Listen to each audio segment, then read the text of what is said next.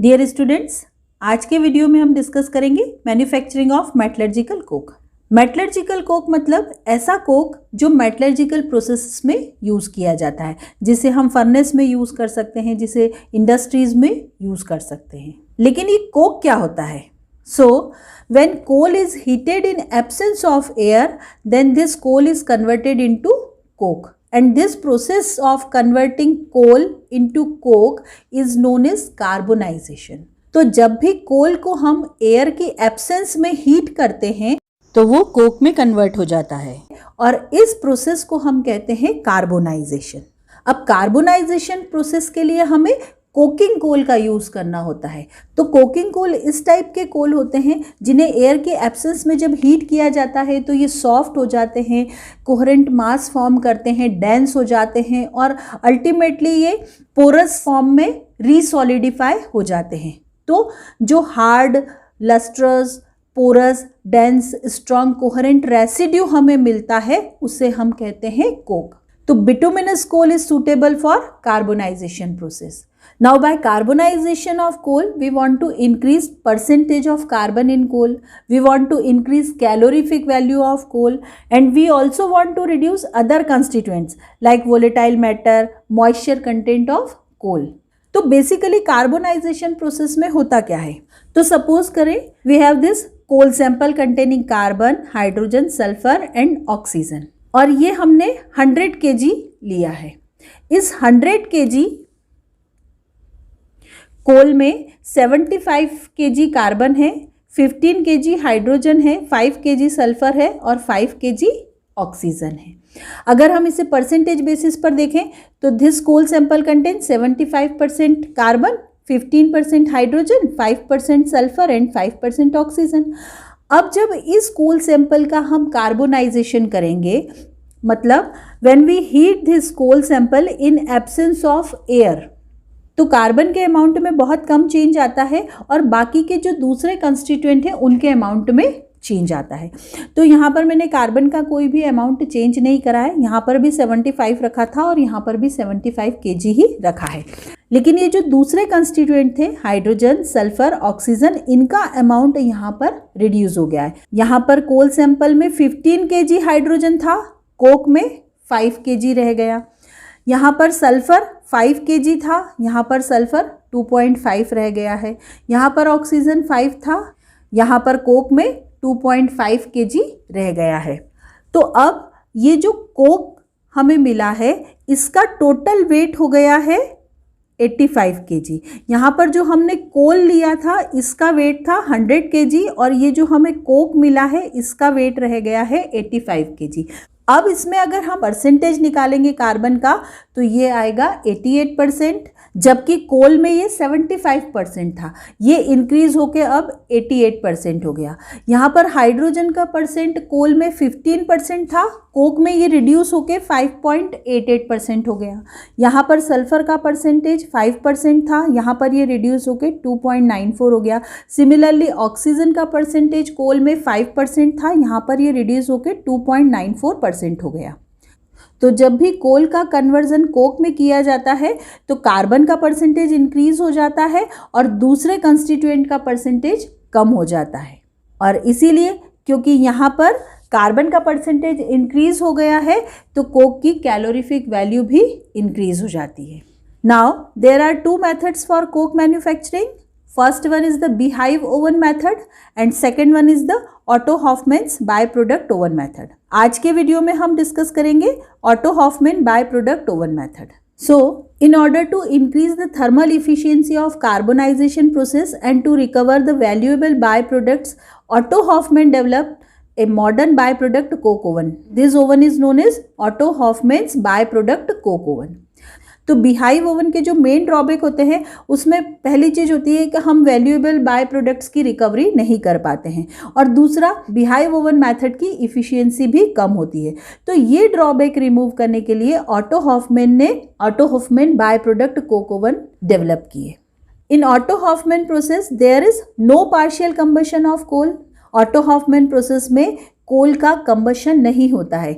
जैसा हमने beehive oven में देखा था कि कुछ अमाउंट में कोल का हमें कंबशन करना होता है और इस कोल के कंबशन से जो हीट जनरेट होती है उस हीट को यूटिलाइज करके फिर हम कार्बोनाइजेशन प्रोसेस करते हैं। कार्बोनाइजेशन प्रोसेस कंबशन प्रोसेस नहीं है।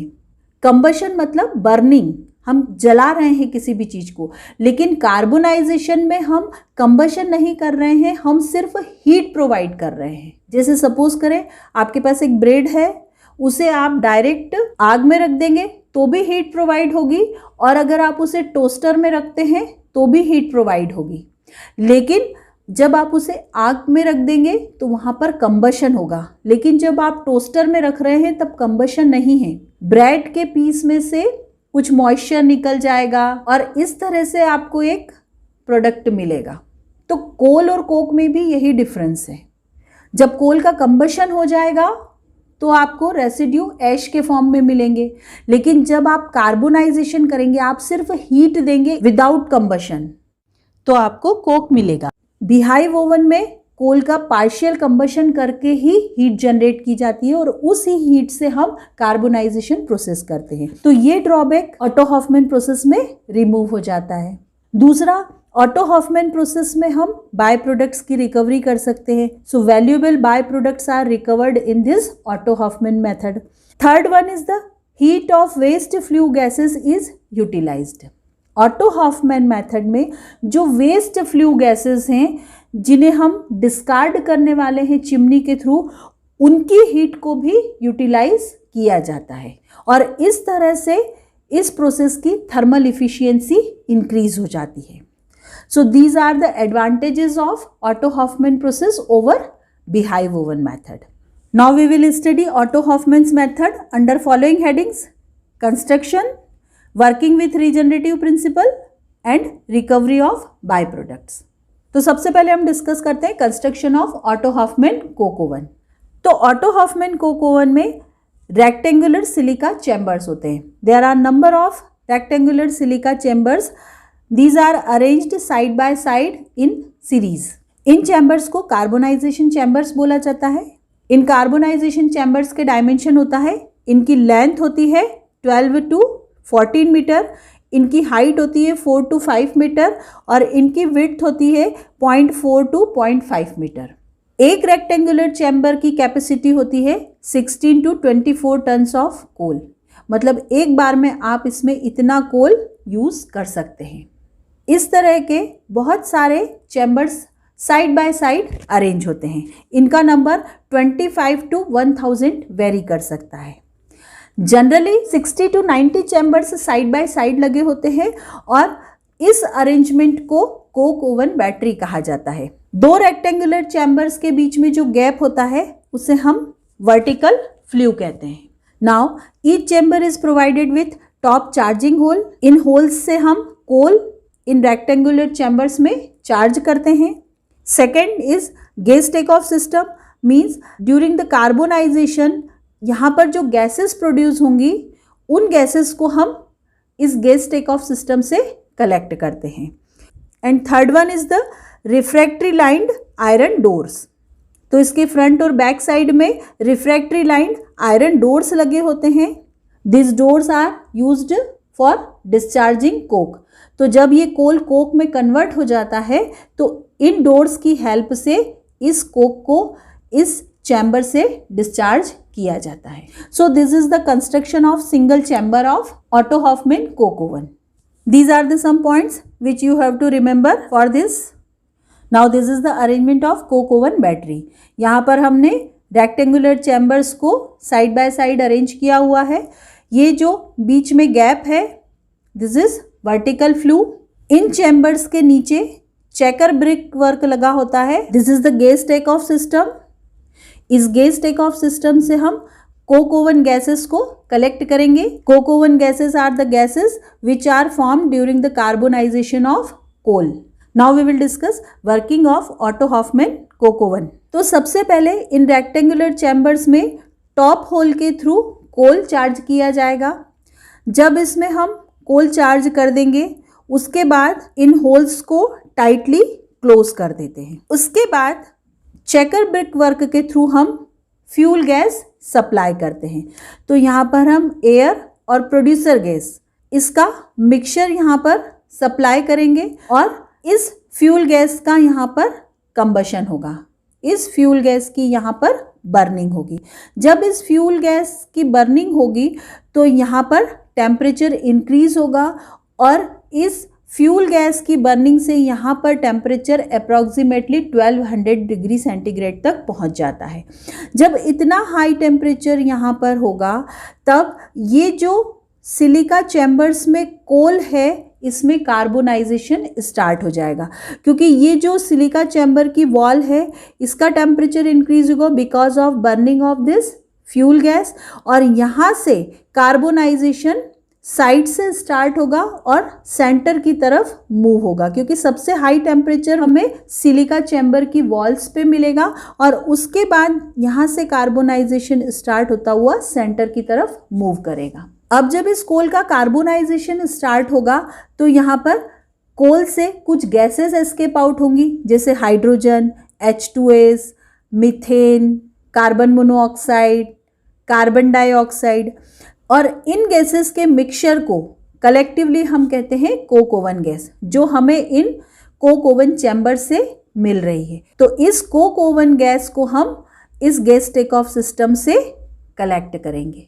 उसके बाद यहाँ पर जब फ्यूल का कंबशन हो रहा है, फ्यूल की बर्निंग हो रही है, तो इस कंबशन प्रोसेस से कुछ वेस्ट गैसेस बनेंगी और उन गैसेस को हमें चिमनी के थ्रू डिस्कार्ड करना है।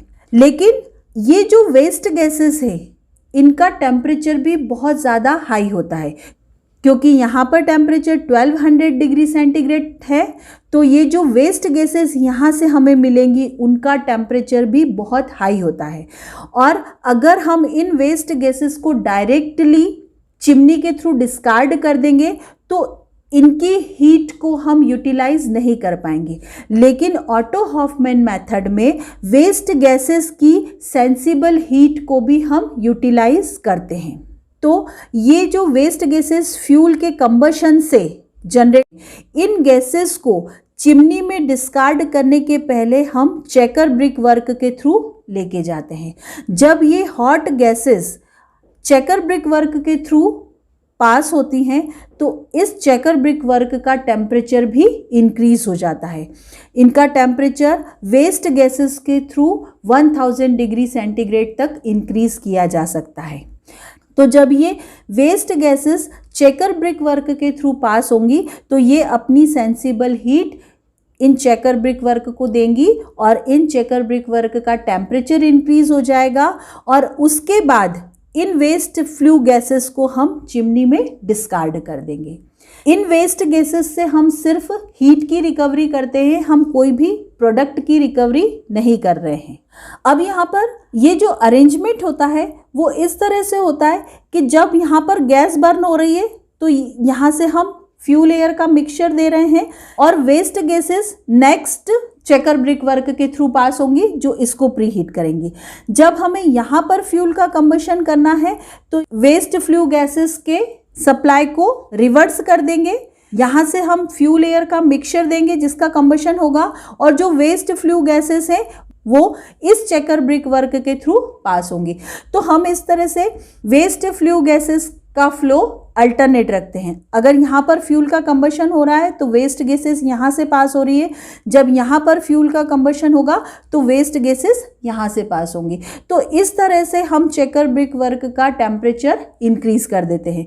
अब जब इस चेकर ब्रिक वर्क का टेम्परेचर 1000 डिग्री सेंटीग्रेड हो गया है और इसके थ्रू फ्यूल एयर का मिक्सचर पास होगा तो इस फ्यूल एयर मिक्सचर की प्री हीटिंग हो जाएगी और इस तरह से इस प्रोसेस की थर्मल एफिशिएंसी इंक्रीज हो जाती है, क्योंकि यहाँ पर हम वेस्ट फ्लू गैसेस की हीट को भी यूटिलाइज कर रहे हैं। अब स्लोली कार्बोनाइजेशन यहाँ पर कंप्लीट होगा और ऑटो हॉफमैन ओवन में कंप्लीट कार्बोनाइजेशन के लिए 11 to 18 आवर्स का टाइम लगता है। After 11 to 18 hours this coal is converted into coke. Carbonization complete होने के बाद कोक की क्वेंचिंग की जाती है। जब कोक को कोक ओवन से रिमूव किया जाता है तो उसका टेम्परेचर बहुत हाई होता है, it is approximately 1000 degree centigrade. तो इसको कूल डाउन करने के लिए क्वेंचिंग की जाती है। So quenching is the process of cooling hot coke. जब हम क्वेंचिंग करते हैं तो कोक का टेम्परेचर कम हो जाता है और उसे ट्रांसपोर्ट किया जा सकता है। So when Coke is removed from coke oven it has high temperature approximately 1000 degree centigrade. So it is cooled down to a temperature appropriate for transporting. So there are two methods for quenching. First one is the dry quenching and second one is the wet quenching. Dry quenching is done by using inert gas like N2. तो dry quenching में हम कोई भी inert gas का use करके Coke का temperature कम करते हैं. By dry quenching we can recover sensible heat of red hot coke. जब हम inert gas को red hot coke पर blow करते हैं तो इनर्ट गैस का टेम्परेचर इंक्रीज हो जाता है, क्योंकि ये रेड हॉट कोक अपनी हीट इनर्ट गैस को सप्लाई कर देता है और इस हाई टेम्परेचर वाली हॉट इनर्ट गैस से हम हीट की रिकवरी कर सकते हैं. So this is the benefit of this dry quenching. Second method of quenching is wet quenching. So wet quenching is done by spraying water. Red hot coke पर हम water का spray करते हैं. जैसे ही वाटर का स्प्रे किया जाता है कोक का टेम्परेचर रिड्यूस हो जाता है और वाटर स्टीम के फॉर्म में एस्केप आउट हो जाता है. तो वेट क्वेंचिंग में हम रेड हॉट कोक की सेंसिबल हीट को रिकवर नहीं कर पाते हैं. There is loss of thermal energy in this wet quenching and there is loss of water also. Sufficient amount of water is used for wet quenching. तो इतने amount में water का भी loss होता है. So this is the drawback of wet quenching. तो quenching process के बाद red hot coke का temperature reduce हो जाता है और उसे store किया जाता है further use के लिए. These are the some points regarding the regenerative principle of Otto-Hoffmann oven method. So in this Otto-Hoffmann method, regenerative principle of heat economy is utilized. तो यहाँ पर जो वेस्ट गैसेस फ्यूल के कंबशन से produce हो रही हैं हम उनकी सेंसिबल हीट को यूटिलाइज करते हैं. सेंसिबल हीट मतलब जिस हीट को आप एक सिस्टम से दूसरे सिस्टम में ट्रांसफ़र कर सकें. तो यहाँ पर वेस्ट गैसेस की हीट को हम चेकर ब्रिक वर्क पर ट्रांसफ़र करते हैं और उसके बाद वेस्ट हीट को हम चिमनी में डिस्कार्ड करते हैं.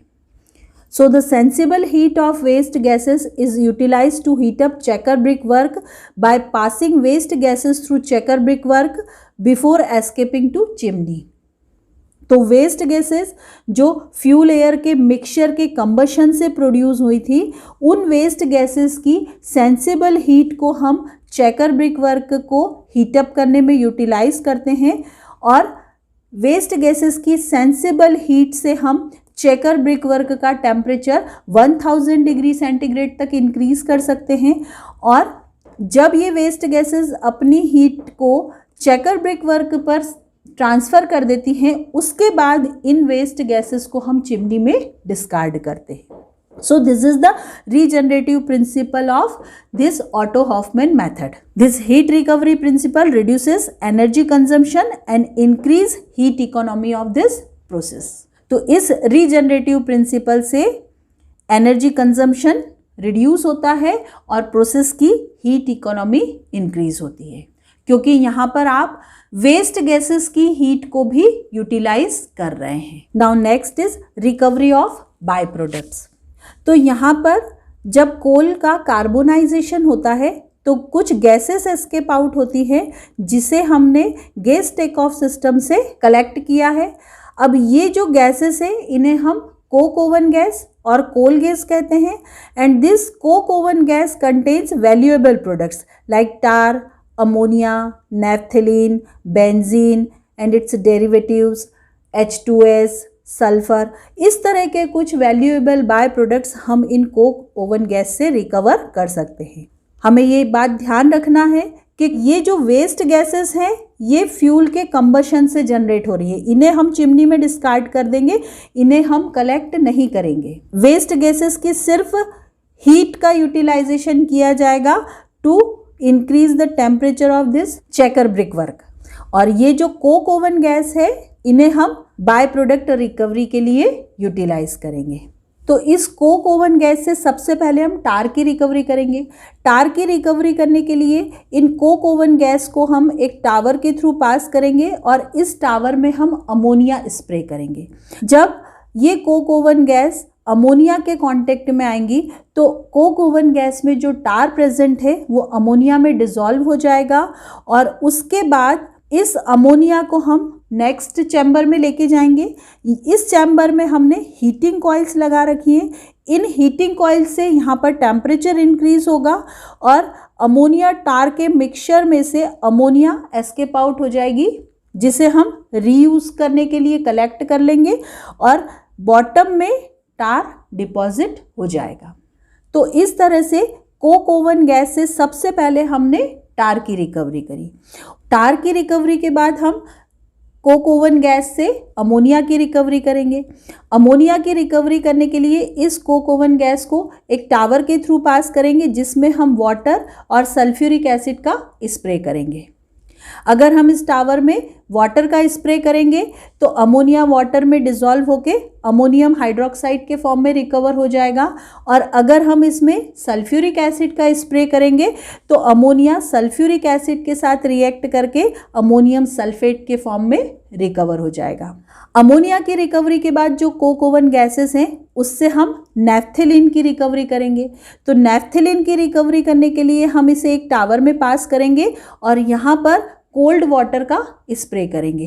कोल्ड वाटर के स्प्रे करने से नैफ्थेलिन कंडेंस हो जाएगा और कोक ओवन गैसेस से सेपरेट हो जाएगा। नैफ्थेलिन के सेपरेट होने के बाद हम कोक ओवन गैस से बेंजीन और इसके डेरिवेटिव्स की रिकवरी करेंगे।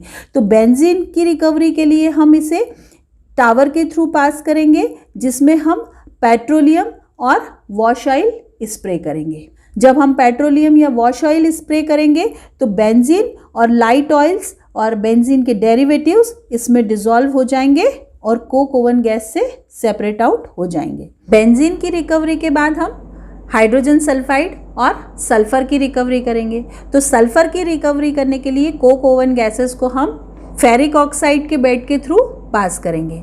जब sulphur containing Coke oven gas ferric oxide bed के थ्रू पास होंगी तो ये फेरिक ऑक्साइड आयरन सल्फाइड में कन्वर्ट हो जाएगा और कोक ओवन गैसेस से सल्फर की रिकवरी हो जाएगी। जब ये आयरन ऑक्साइड बेड एग्जॉस्ट हो जाएगा and we want to regenerate this iron oxide bed, तब हम इस बेड को एटमॉस्फेरिक एयर में एक्सपोज करेंगे। जब हम इस एग्जॉस्टेड बेड को एटमॉस्फेरिक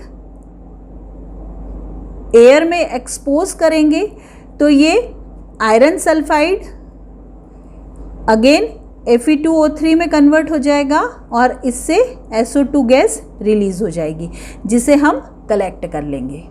इन बाय प्रोडक्ट्स की रिकवरी के बाद जो कोक ओवन गैस हमें मिलती है उसे हम कहते हैं क्लीन कोक ओवन गैस। और ये जो क्लीन कोक ओवन गैसेस हैं इसको हम एज ए फ्यूल यूज़ कर सकते हैं, क्योंकि इसमें hydrogen, methane, carbon monoxide, ethane, ethylene इस टाइप के कंस्टिट्यूएंट प्रेजेंट होते हैं, जिसे हम एज ए फ्यूल यूज़ कर सकते हैं। तो इस क्लीन कोक ओवन गैस को हम गैस होल्डर में स्टोर करते हैं and it is utilised as fuel. तो इस तरह से ऑटो हॉफमैन ओवन में हमने बाय प्रोडक्ट्स की रिकवरी करी थ्रू कोक ओवन गैस, और जो फ्यूल के कंबशन से वेस्ट गैसेस बनी थी उनकी हीट को भी यूटिलाइज किया। यहाँ पर हमें ये ध्यान रखना है कि जो फ्यूल के कंबशन से वेस्ट गैसेस बनी है इनसे हम कोई भी प्रोडक्ट की रिकवरी नहीं करेंगे, इससे हम सिर्फ हीट की रिकवरी करेंगे। और कोक ओवन गैसेस जो हमें मिलेंगी उनसे हम बाय प्रोडक्ट्स की रिकवरी करेंगे। Now these are the points regarding the recovery of byproducts through Otto Hoffmann method। तो सबसे पहले हमने कोक ओवन गैस से टार की रिकवरी की, सेकेंड रिकवरी हमने अमोनिया की, third we will recover naphthalene, fourth we will recover benzene and its derivative, and at last we will recover H2S and sulphur from coke oven gas. These are the reactions involved in recovery of sulfur। तो sulphur की recovery के लिए हमने moist iron oxide bed का use किया था। जब H2S containing Coke oven gas इस बेड के थ्रू पास होगी, ये बेड आयरन सल्फाइड में कन्वर्ट हो जाएगा। This is exhausted iron sulphide bed. When we want to regenerate this exhausted bed, then we have to expose this exhausted bed in atmospheric air. जब atmospheric air के contact में iron sulphide bed आएगा तो atmospheric air में present oxygen के साथ react करेगा और अल्टीमेटली ये फिर से आयरन ऑक्साइड में कन्वर्ट हो जाएगा और यहाँ से हमें SO2 की रिकवरी हो जाएगी। बाय प्रोडक्ट्स की रिकवरी के बाद जो कोक ओवन गैस हमें मिलती है उसे हम क्लीन कोक ओवन गैस कहते हैं। इस क्लीन कोक ओवन गैस की calorific value approximately 5000 kilo calorie पर मीटर क्यूब होती है और इसके जो मेन कंस्टिट्यूएंट होते हैं उसमें hydrogen, methane, nitrogen, carbon monoxide, carbon dioxide, ethane, ethene, oxygen होते हैं। तो यहाँ पर बहुत सारी कंबस्टिबल गैसेस प्रेजेंट है जैसे hydrogen, CH4, carbon monoxide, ethane, ethene. तो इस क्लीन कोक ओवन गैस को हम एज ए फ्यूल यूज़ कर सकते हैं। तो इस तरह से ऑटो हॉफमैन ओवन में कार्बोनाइजेशन प्रोसेस से हम कोल को कोक में कन्वर्ट करते हैं। कोल कार्बोनाइजेशन के लिए जो फ्यूल एयर मिक्सचर का कंबशन किया जाता है और इस कंबशन से जो वेस्ट फ्लू गैसेस मिल रही हैं उनकी हीट को चेकर ब्रिक वर्क के थ्रू प्री हीटिंग पर्पस से यूज़ किया जाता है और कार्बोनाइजेशन में जो कोक ओवन गैसेस हमें मिल रही हैं उससे हम वैल्यूएबल बाय प्रोडक्ट्स की रिकवरी करते हैं और अल्टीमेटली हमें क्लीन कोक ओवन गैस मिलती है जिससे हम एज ए फ्यूल यूज़ कर सकते हैं। So this is all about Otto Hoffmann by product coke oven method. तो स्टूडेंट्स, अगर वीडियो अच्छा लगा हो तो एक लाइक ज़रूर करें और मेरे चैनल इजी इंजीनियरिंग केमिस्ट्री को सब्सक्राइब करें। Thank you.